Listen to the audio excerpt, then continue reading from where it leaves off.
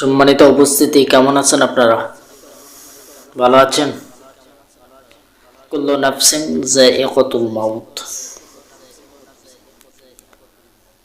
কুল্লু নাফসিন যায়িকাতুল মাউত। মৃত্যুর স্বাদ প্রত্যেক জীবজন্তুই গ্রহণ করতে হবে। আপনি চিরকাল দুনিয়াতে থাকতে পারবেন না, আর মৃত্যু থেকে পলায়ন কেউ করতে পারবে না। আপনি যত বড়ই পণ্ডিত হন না কেন, আপনি যত বড়ই ম্যাজিস্ট্রেট হন না কেন, ব্যারিস্টার হন না কেন, চেয়ারম্যান হন না কেন, প্রফেসর হন না কেন, মৃত্যু থেকে পলায়ন করতে পারবেন না। মৃত্যু হবেই। কি মৃত্যু হবে? আল্লাহ সুবহানাহু ওয়া তাআলা বলছেন, কুল্লু নাফসিন যায়িকাতুল মাউত। মৃত্যুর স্বাদ প্রত্যেক জীবজন্তুর হবে। আপনার জীবন আছে, মৃত্যু হবে। যাদের জীবন নাই তাদের কি মৃত্যু হবে? তাদের মৃত্যু হবে না।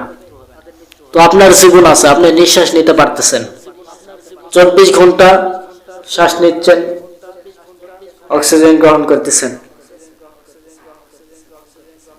আপনার মৃত্যু অবশ্যই হবেই, কারণ আপনি জীব। আর জড় যারা, তাদের মৃত্যু হবে না। জড় কারা? যাদের জীবন নেই তারাই জড়। যাদের জীবন নেই তারা কি? জড়। যেমন শুকনা কাঠ, ওর জীবন ছিল, এখন জড়। শুকনা কাঠ শুকে গেছে, ওইটা কি হয়েছে? জড় হয়ে গেছে। আর ওইটা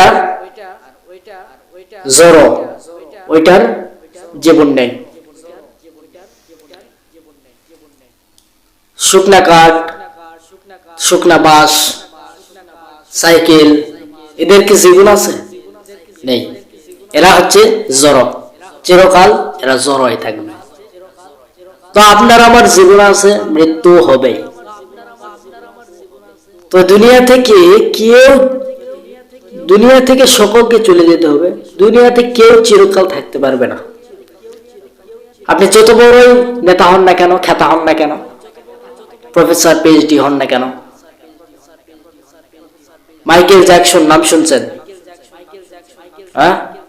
মাইকেল জ্যাকসন, উনিও এরকম বেঁচে থাকার জন্য বিভিন্ন ডাক্তারকে এরকম বলছে যে আমার শরীর চিকিৎসার জন্য এরকম ডাক্তার সেট করে রাখছি। অনেক ডাক্তার, অনেক ধরনের ডাক্তার তার সাথে ছিল। সামান্য কিঞ্চিত পরিমাণ অসুখ হইলে ওই ডাক্তারগুলো চিকিৎসা করে।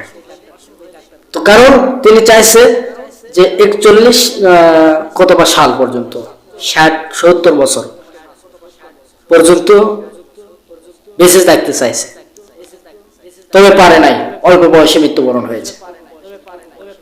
তো মৃত্যু সকলেরই হবে, কেউ দুনিয়াতে চিরকাল থাকতে পারবো না। সময় অল্প, সংক্ষেপে ছেড়ে দেব ইনশাআল্লাহ। তো আপনি যত বড় পিএইচডি করে হন না কেন, মৃত্যু হবেই। মৃত্যু কি হবে? এটা মানতেই হবে। 100 বছর আগে যারা ছিল তারা কি এখন আছে? নেই। তো আমরা চলে যাব, দুনিয়া থেকে বিদায় নেব, তারাও বলবে যে 100 বছর আগে তারা ছিল? নেই। তারাও বলবে আমি যে এখান থেকে আলোচনা করতেছি, এই জায়গায় তো আরেকজন এসে বসে আলোচনা করবে এরকম। তখন তারা বলবে যে আমাদের আগে যারা ছিল তারা কি আজ আছে? নেই। এই কথাই বলবে। তো মৃত্যু সকলেরই হবে, মৃত্যু থেকে কেউ পলায়ন করতে পারবে না। একটা ঘটনা বলি, তিলকপুরে রুহুল নামে এক বেচারা মানুষ খুন করত। কি করত? মানুষ খুন করত। ওই বেচারা এরকম, ওই বেচারার সাথে আরো তো পান্ডারা আছে, গুন্ডা পান্ডারা। ওরা বলছে যে এই তুই ওই বেটা মেরে ফেলিস। তো ওই বেটা কি করছে, রুহুল কি করছে, তিলকপুরের ওই মোড়েতে এক মোড়ে সরাসরি খুন করলো। তারপর থেকে ওই মোড়ের নাম হয়ে গেল কি, কাল্লা কাটার মোড়, কাল্লা কেটে ফেলছে, কাল্লা কাটার মোড়। তো ওই মানুষ খুন করত। তো পুলিশে তাকে ধরছে, ধরে নিয়ে গেল। তো মূল বিষয় হচ্ছে ওই মানুষকে খুন করলো, ওই নিজেকে মনে করছে যে আমারই জীবন আছে, আমি মৃত্যুকে ভয় পাই না, মানুষকে মেরে ফেলতেছি, আমই কি, ঠিক কিনা কোন? ওই মনে করছে আমার মনে হয় জীবন, আমার জীবনে আছে, কেউ এরকম মারতে পারবে না আমাকে, আমি মানুষ খুন করেই থাকবো, করতেই থাকবো, এইরকম একটা চান্স নিয়েছে। এবং গুন্ডা বান্দাদের ওদের কথা শুনে এরকম মানুষ খুন করতেছে। তো পুলিশে ধরছে, ধরার পরে তাকে নিয়ে গেছে। যাওয়ার পরে কয়েকদিন রাখার পরে তাকে ওই পুলিশের একটা বাউন্ডারি, একটা বাউন্ডার আছে না, বাউন্ডারি, ওই বাউন্ডারি বরাবর যাওয়ার পরে সামান্য যাওয়ার পর তাকে বলতেছে, যা তোকে ছেড়ে দিলাম,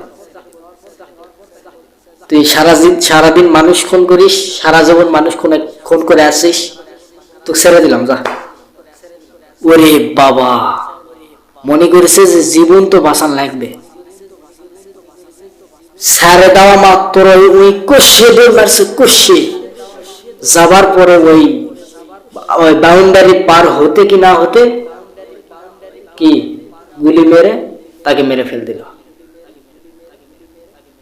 তো মানুষ, ওই রুহুল মনে করছে যে আমি মানুষ খুন করতেছি, আমাকে মনে হয় কেউ খুন করতে পারবে না, আবার তো আমাকে কেউ মারতে পারবে না।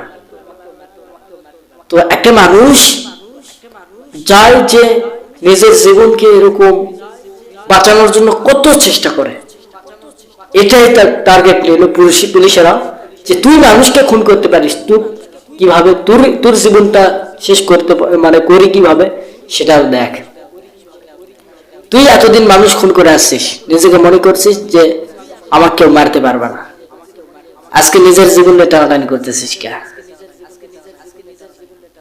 এই মানে এটা একটা পরীক্ষা হলো যে তুই মৃত্যু থেকে পালন করতে পারবি না, তুই যে ধরিস মেরে ফেলবে, মানে মরতে হবেই।